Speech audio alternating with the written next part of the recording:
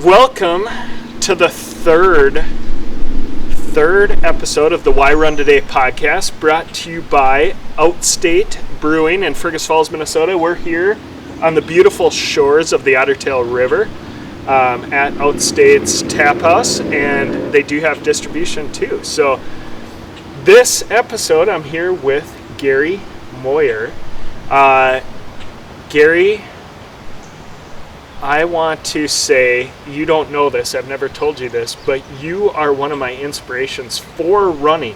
Oh, really? I started running in 2016, and here in Fergus Falls, you are a little bit of a legend because you're the guy with the beard and no shirt who runs every day, and I would see you all the time and think, so that guy gets out and runs every day. When I turned 40, I wanted to get into shape, and I'm going to run. And I was inspired by, it didn't matter what the weather was, what it was like. I would see you running around town. So, are you still running every day? I see you quite often. Yep. Perfect. Tell me about your daily run. You're running now. We'll go back in history, but tell me about running today. Well, typically my runs are much shorter than they used to be.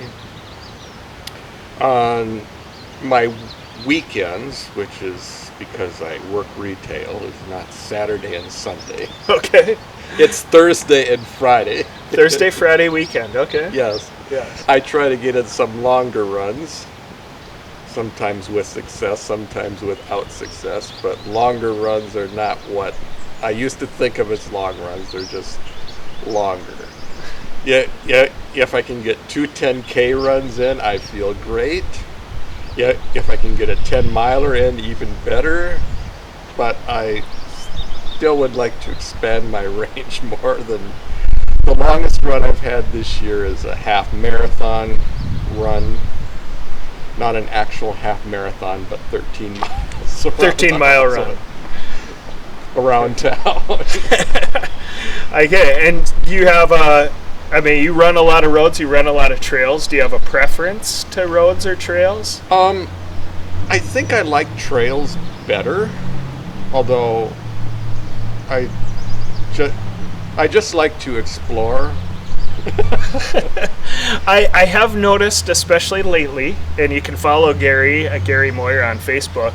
I've noticed you have many photos from pretty much every run you do. Yep. Is that a new thing you're doing? Or you got a nice camera and you start taking pictures? Well, I take my phone with me, and I have some friends on Facebook that don't get out, and so it's nice to share.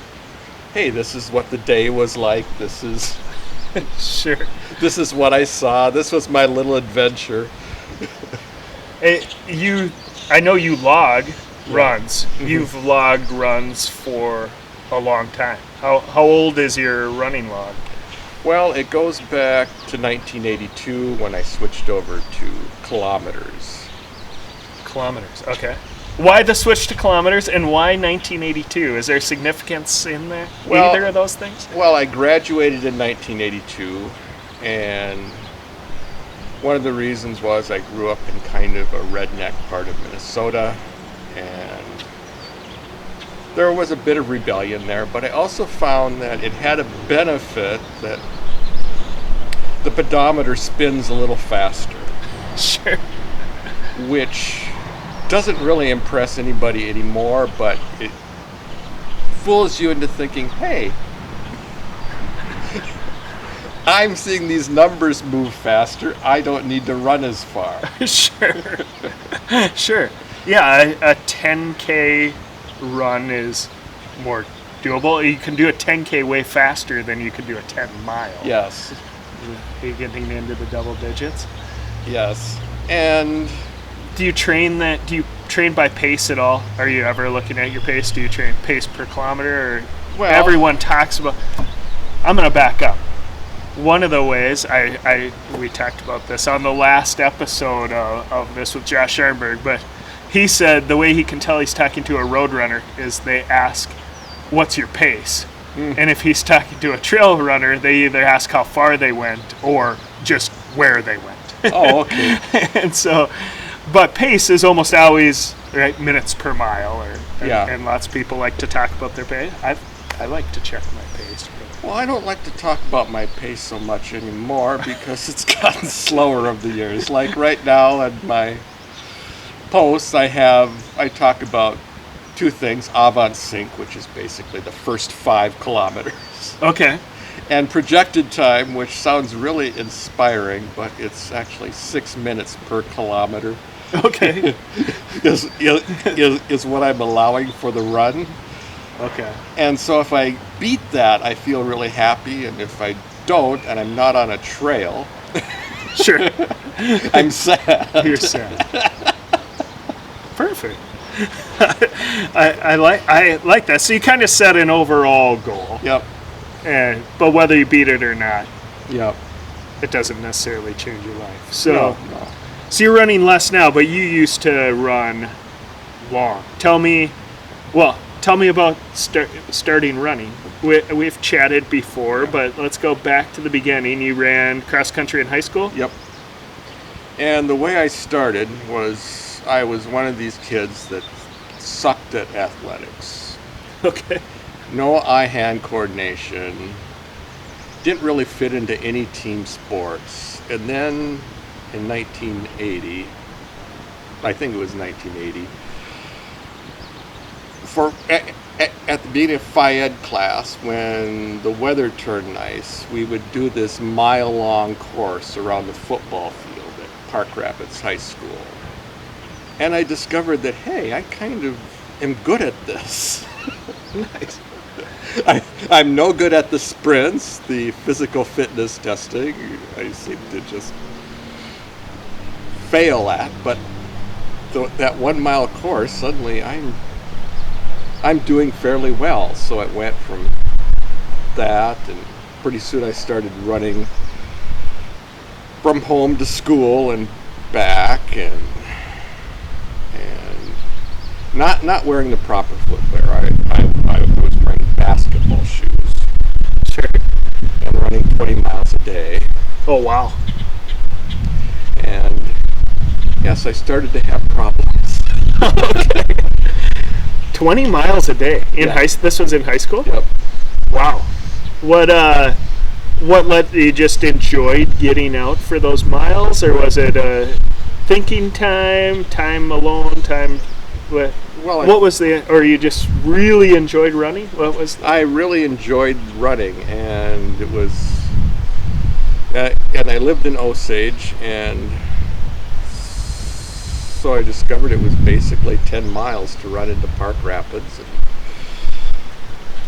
and I had a friend that would let me shower at his place, or his parents would let me shower at his place. Sure. And so yeah.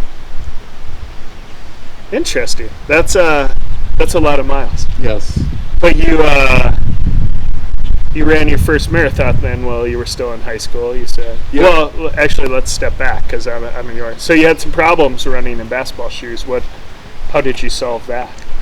Well, I took a little bit of time off, and then I got real running shoes, and I started cutting back on the miles, and that's kind of when I restarted my log, I think. Okay. Sure. Shifting that. So now I want to go two directions, but your log then started in that time frame. What made you start the log? What was the? Well, I decided I had been logging before that, and I was using both. At that point, my primary unit of measurement was miles, but I was also translating into kilometers. Okay. And so I just switched to metric, and I basically named every course so I could just use one line per day, and yeah. Now, Now, I had run track and cross country. I missed the last year of track because I had waited until the end of the cross country season. At this point, the Minnesota State High School League rules said you could not run road races when you were in either track or cross country. Oh, really? Yes. So I waited, and I found a marathon in Brookings, South Dakota that was on November 1st, 1980. And you decided marathons were more important than your high school track Yes. career. Yes. And the next year, I had a fairly good race. I think I did 3:13:37. And then the next year, they moved it to April, Okay. which I'm going, well, I really want to do this, but I'm going to be in track. So I decided to give up track. Yeah. Actually, it was 1981, and it was my senior year in track when they moved it to April. April. So that would Okay. be 82. So your junior year, you gave up cross country to run the Brookings Marathon, or you had finished the cross country season. Yep, it and was ran right it. after the cross country Okay. season. But your senior year, you had to decide between the marathon and track. Yes. Okay. And you chose the marathon. Yes. And you've been running marathons since? Yep. How many marathons have you done? I think 78 now. 78. Yeah. Holy smokes. And right now I'm in kind of a drought for marathons. I was hoping to get back into it this year with Fargo, but Fargo was the same day as Fergus Falls, and I kind of have a rule that if there's a race in your hometown that conflicts with another race, You do the hometown race. you do the hometown race. Sure. I'm sure Lake Region appreciates that. Yes. Because I know they were concerned. There's some concern on being the same date as the Fargo Marathon. So 78 marathons, what's your best time, best finish? I think it was, what was in Lake Geneva, was it, in 1989, Lake Geneva, Wisconsin, and it was 2:48:12, I believe. Nice. Yes. So you have some Boston qualifying times. Yeah. Then. Did you ever run Boston? No. You like to stay local. Yeah. What's your longest race? My longest race, I did it twice, once in 1985 and once in 1989, and that was the Edmund Fitzgerald Ultra Marathon, the 100K. Okay. And where does that start? Where? At that point, at that time, it started in Little Marais and it ran into Duluth. Well, on the east side of Duluth. It ended on Lemon Drop Hill. Okay. So you came all the way down, basically, the north shore Yep. of Superior. Oh, that sounds like a beautiful run. Was Oh. that all on the roads, that whole? Yep. Okay. Yep. So you follow part of the Grandma's Marathon course at the end. Mhm. Okay. Or a significant portion of it. Yes. Okay. That's 100K? Yep. Nice. That's great. What draws you to the races? What do you like about running these? There must be something in marathons that you really like to run, 78 of them so far. Yeah. And Well, I find them very. It seems like the longer you can run, the more empowered you feel over your life. It's like, okay, I've run a marathon, I can handle anything. Or I've run 50 miles, I can handle anything. okay. I like that because of the strength that kind of comes from there. What do you, on these long distances, what do you think about? I get really bored about mile 10.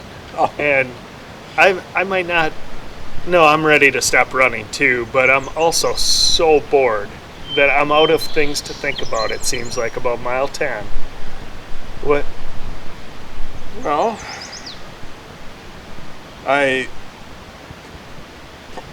part of it is I think about my pace, how I'm doing, will I be able to keep it up?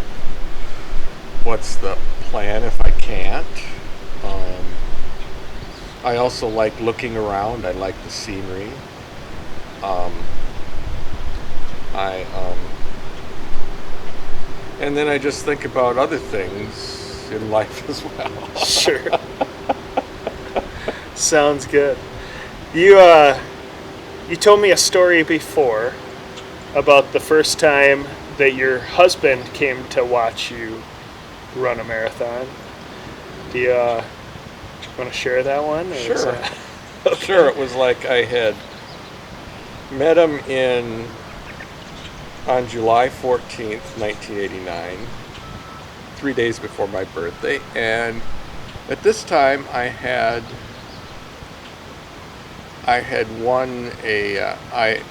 also won at some point a stay at this little hotel in Pence, Wisconsin, which is near the Wisconsin-Michigan border, and I'd found that there was a race up there. It still is going, by the way, the Pavo Nurmi Marathon. Pavo Nurmi Marathon. Yes. Interesting. Named after a famous Finnish marathon runner. Okay. And so I didn't really have any transportation up there, so I invited him to come along, and he did. And it was in August. I think it was like August 14th of 1989. And it was a hot day. And the first part of the race, you're going towards Hurley, which from, I think, Upson, Wisconsin, which isn't that far. It's like 10 miles. And then you take this huge dip south, and you go east a little more, and then you take this huge stroll north into Hurley. And in that stretch, I pretty much fell apart. Okay. The heat started getting to me. Sure.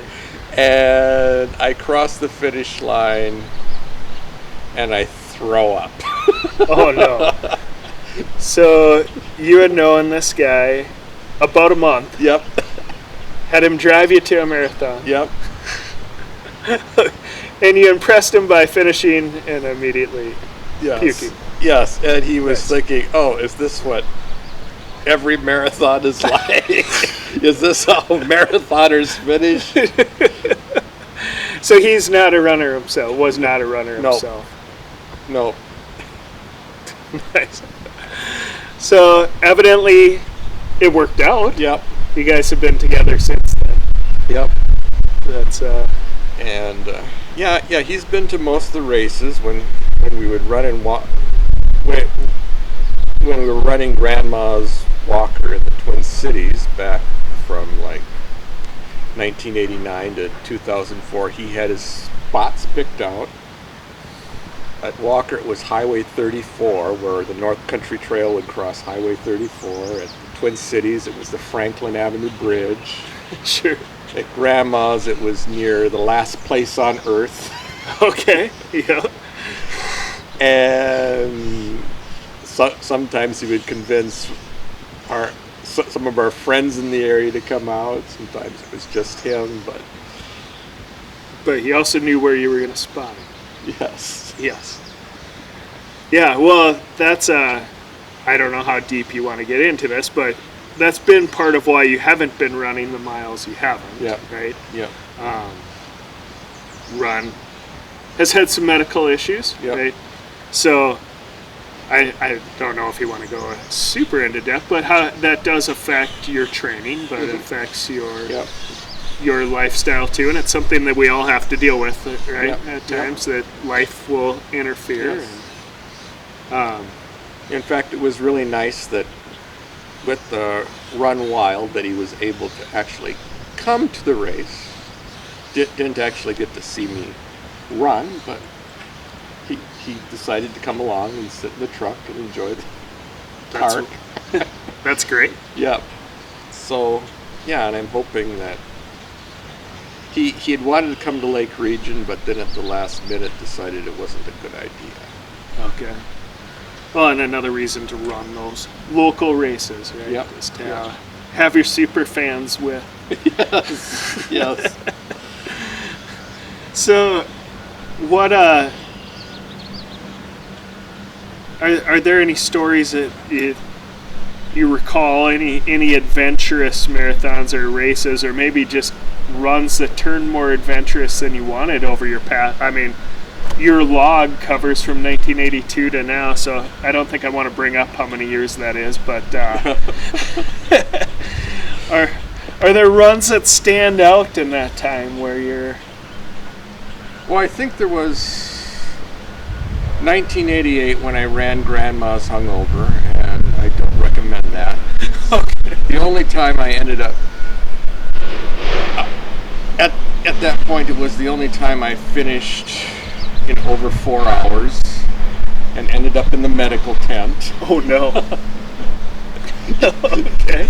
Getting intravenous liquids.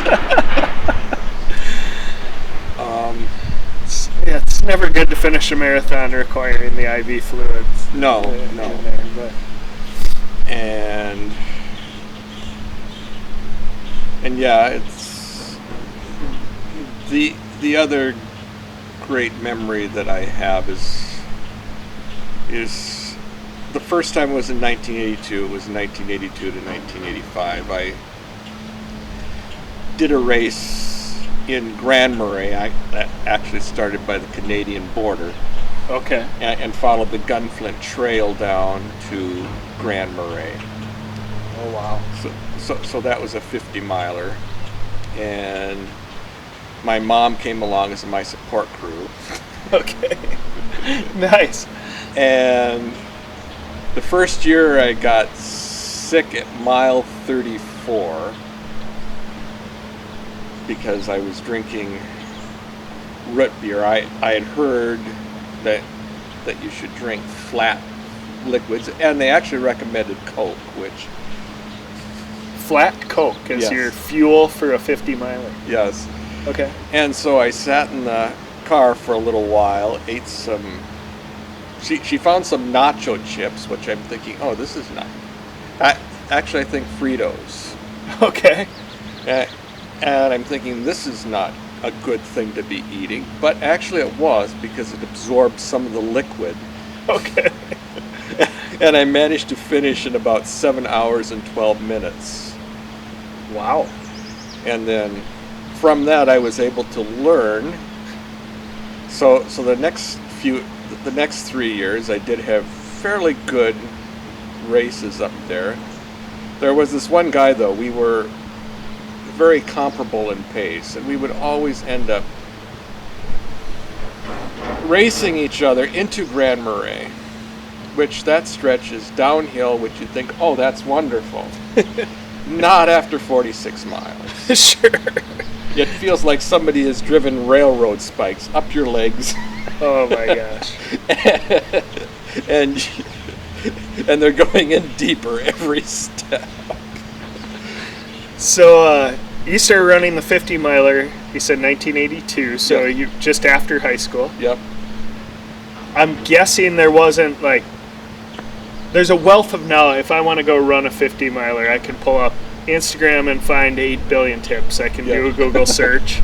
I can probably pull up 100 different training plans and make a plan to go run that. In 1982, how did you prepare? Did you just choose? You found out about this race and just decided to go run it? Were you training for it? Did you have a plan, a coach, or? Well, it's seen. I can't remember where I saw the advertisement for it. I would imagine it was probably. I don't know if it was with the Duluth North Shore Striders. Might have had something on it. But anyway, it was like I just decided, well, I'm going to kind of follow the marathon training plan and adapt it.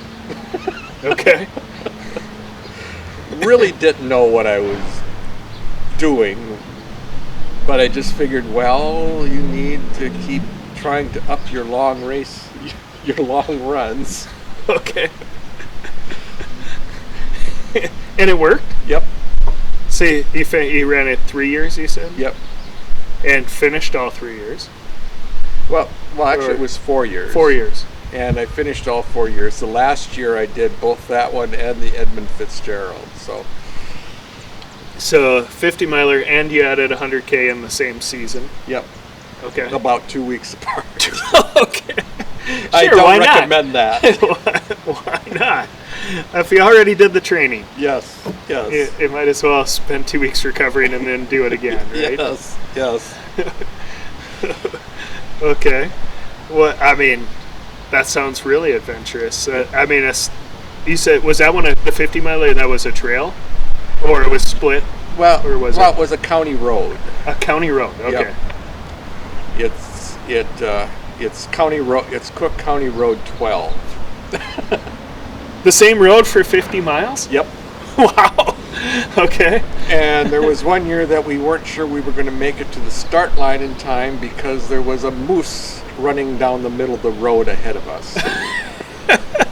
When a moose is running in the road ahead of you, you don't honk, you don't do anything to Sure. annoy it if you value your car. You just let it You let a moose do its thing. Yeah. Yeah. You wait for it to decide it doesn't want to run on the road anymore, and then you... Sure. But yeah, that sounds interesting. So you grew up in northern Minnesota. Yep. A lot of your races, it sounds like, are up there. I know the Walker Marathon was one of your all-time favorites. Yep. Yes. Tell me about the Walker Marathon. How many years did you run that? I don't think it's in existence anymore, is it? No, it's the last year was 2017, I believe. But it started at the high school, and then it would go. When it first started, it went out 371 until you could catch the North Country Trail. Follow the North Country Trail across to Highway 34, and then it basically went to the county line between Cass and Hubbard County and came back on a dirt road and then caught the country trail, North Country Trail, back to the Heartland Trail and followed that basically into Walker, where you had a long climb back to the high school. Okay. Many turns where you think, oh, I'm done with this hill. Oops, there's more hill. Oops, there's more hill. I feel like you like the hills, though. Yeah, they add variety. They add excitement. It's one of the reasons why I can't do treadmills, because there's no uphills, there's no downhills. True. Not real ones. I guess you can get some that will auto make those for you, but it's not the same, is it?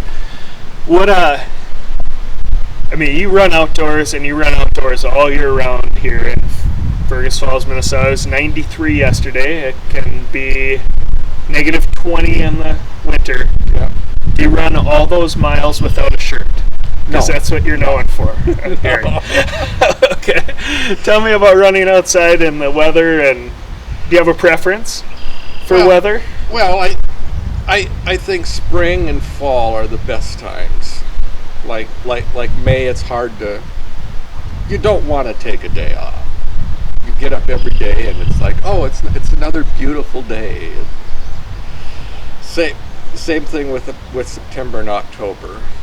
July and August can be a little more trying, especially July when it's humid. August is drier. Sure. You still have some heat. Yep. So you prefer it a little cooler than the hot runs? Yep. So do you run super early in July and August, or do you run when you can, or what's your strategy? I basically run when I can. Okay. You know, that's one of the great things about running is you don't need to have an appointed time. You can, like, there's been some days recently where I've not run until 8 p.m.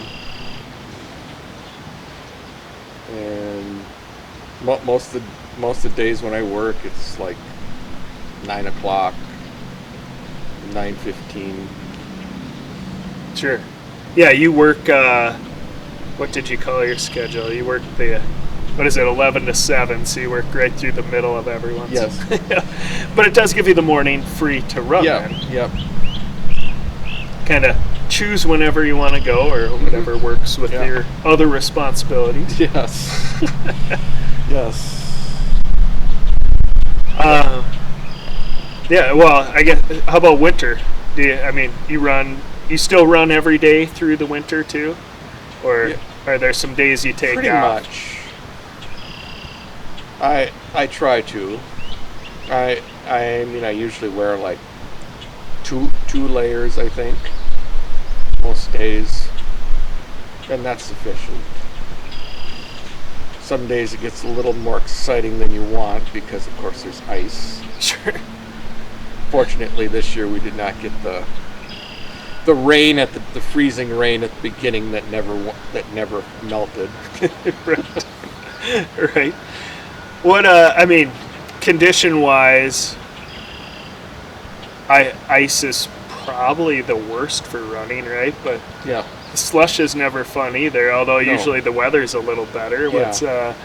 How do you manage some of that? Do you adjust your times, your projection when it's snowy, Well, icy, or you just try and get the best time you can? Just try to get the best time I can. And if I have a slow run, I just remember, well, I'm not going to remember this time split anyway, so. But it's in your log. Yeah. If I really want to look that one up, I can. So you talked about in your log you have courses. Do you map all the or you track your courses? Do you have records of what roads you took? It's easy now, right? Yeah. We have Strava. We have our GPS watch, and you have Yep. Strava, and Yeah. so we're logging that way if you wear your watch, Yeah. right? Yeah. But what you do prior to Strava, prior to Well, when I first started, I would measure it in a car, which is not very accurate. Sometimes I would try to measure it on a map, which I got to within 2 or 3/10 of a kilometer, I think, usually. Sure, usually, yeah. But then then in the 1990s, you started having mapping programs Okay. where you could actually spend $200 on a disk to load into your computer Nice. Okay. for the same things that we now can basically get for free. Right. Technology's great. Yes. Yes. Do you ever go back in your log and go back and look at? Mm-hmm. How do you use your log? What do you look at? Well, typically it's more the present day, like I like to see cumulative times, which sounds strange, but I like to see, okay, I've run this much time in this month, and I've done this much time this year,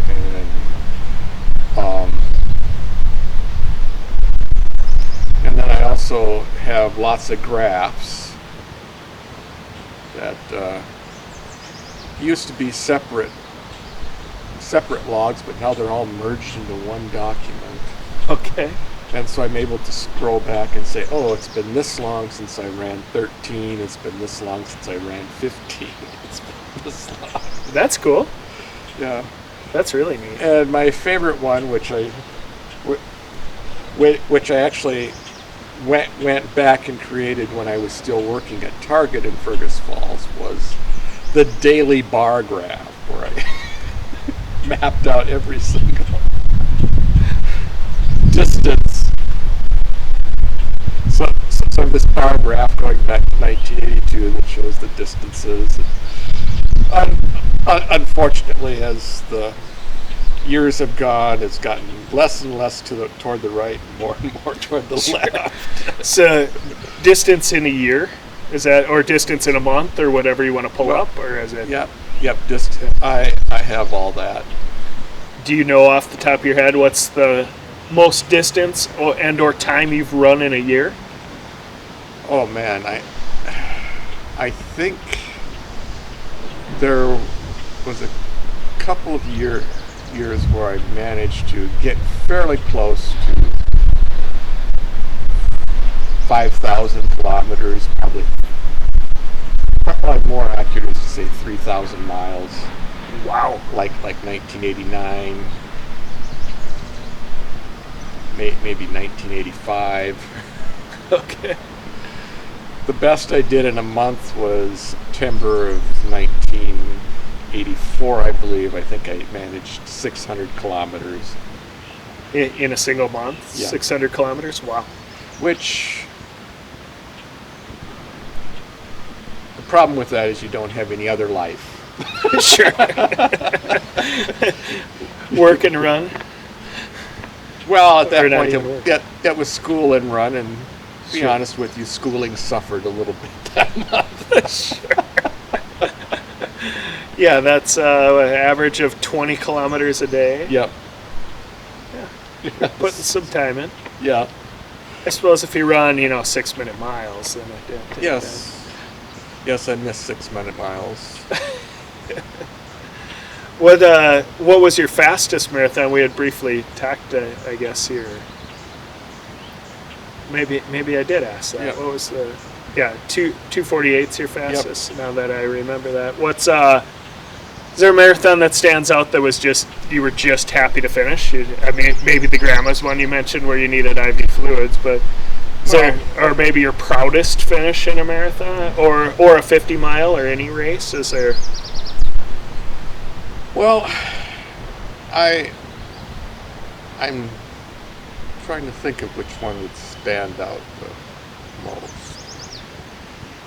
I mean, Pavo Nurmi, as much as the ending sucked, Sure. looking at having this ash color and throwing up, it still was really satisfying to be able to recover and finish.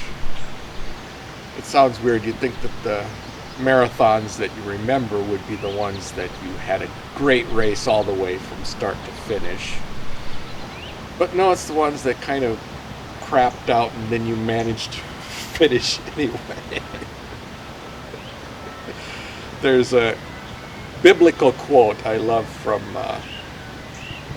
when it comes to marathon running because it fits so well. It's the race goes not to the swift, nor the battle to the strong, nor food to the wise, nor favor to the learned, but fate and chance happens to them all.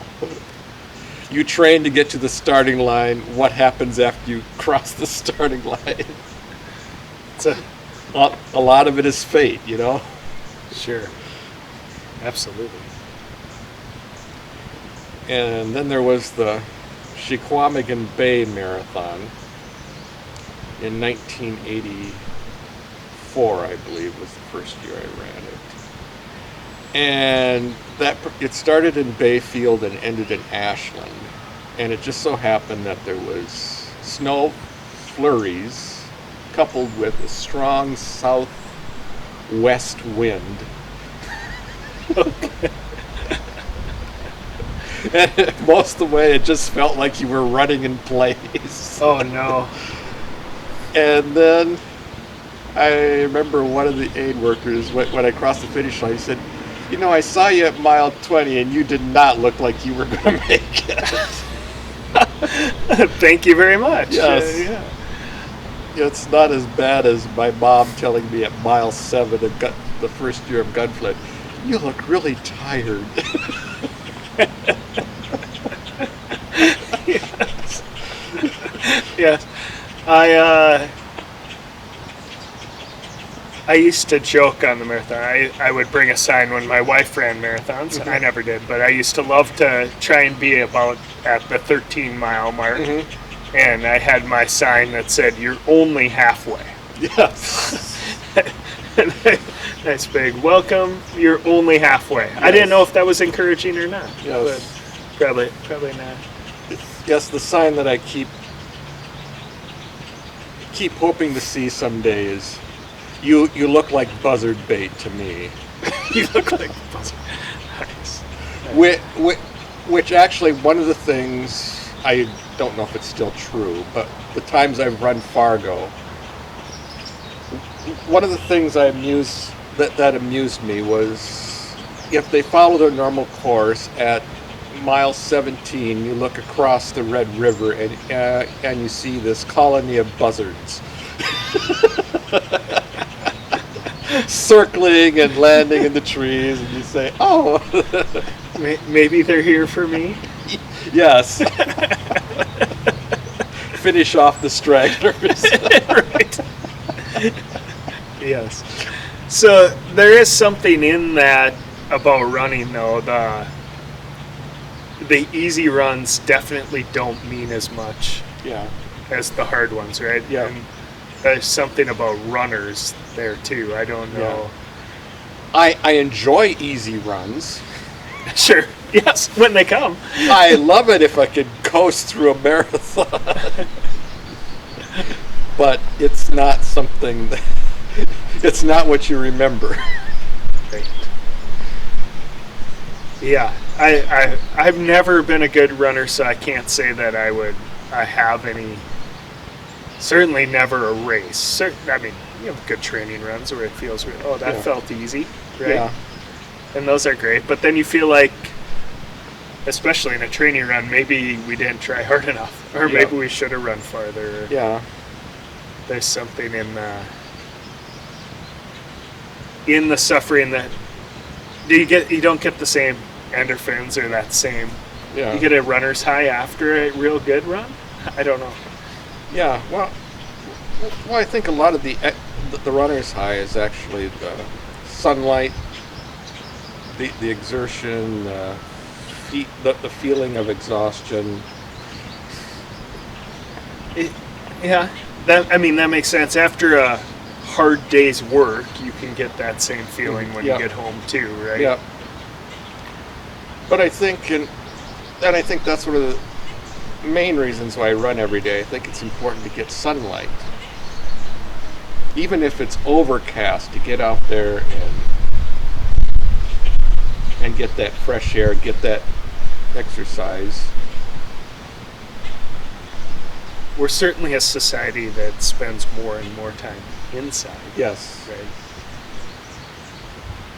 And, you know, when we were kids, we had recess.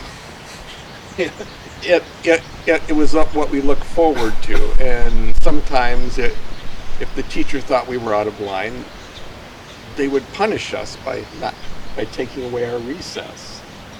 And nowadays it seems like we view recess as a punishment. Sure. Like, gee, I'm supposed to go outside and exercise. And Yeah. no, it's a reward. Even at home now. I mean, my kids do the same on devices. So put your device down and go outside. Yes. Instead of it should be. Oh man, I have to come inside. Yeah, we don't view that the same No. anymore. No. I think that's why in the running community, though, like when you meet another runner, there's so many connections because I think we have some of those same views of connecting to nature, being outside, getting the sunlight. We enjoy that outdoor time. I mean, from that side, I know you like running. Do you have other outdoor pursuits that you like, or running's kind of your hobby, and that's Running kind of consumes what free time. Sure. And that's great. Yeah. You found your hobby and you've stuck with it for many years. Yes. Yeah. An unperfectible hobby. Yes. Well, Gary, I want to thank you for joining me. Yeah. I will say, when I started Why Run Today and the idea of finding out why people run, you were tops on my list for sitting down and talking to, and mainly because, especially locally in Fergus Falls, if I say, "Oh, do you know Gary?" people are like, "I don't know if." I say, do you know the bearded guy who runs without a shirt? Oh, that's Gary. That's his name. Yes. I always wondered. So, I really wanted to sit down with you and just find out about Gary Moyer. Yeah. I know a lot of people are interested. So, Yes. Well, one of the interesting things, because I had gone back and forth about, do I do Fargo or do I do Lake Region? Very quickly I decided, no, I need to support the local race. And this year, as I was crossing the finish line, they announced, oh, here's somebody that everyone that lives in Fergus Falls will recognize. Okay. I made the right decision. Kind of fun to be a local legend, isn't it, Gary? Yes. It's well, again, I really appreciate the time. I appreciate you sitting down, and hope to talk to you again soon. Yep. Thanks, Gary.